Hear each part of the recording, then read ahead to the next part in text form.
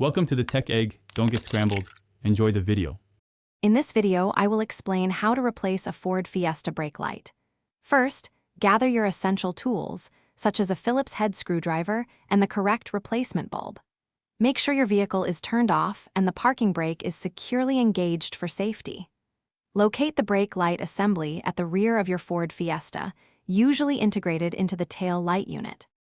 Now, open your Ford Fiesta's trunk to access the rear of the tail light assembly. You will likely find a few screws or a small access panel that needs to be removed. Once these are out, carefully pull the entire tail light assembly away from the car. Then, locate the specific bulb holder for the brake light and gently twist it 1/4 of a turn counterclockwise to unlock it. With the bulb holder now free, gently pull the old brake light bulb straight out from its socket. It should come out easily.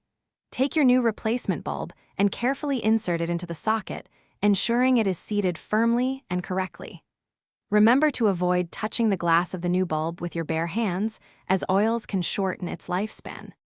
To finish up, reinsert the bulb holder into the tail light assembly and twist it clockwise until it locks securely into place.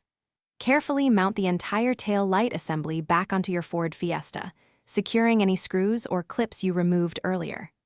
Finally, have someone press the brake pedal while you check the new light to confirm it is working properly. Thanks for watching. Consider subscribing if I helped unscramble your problems.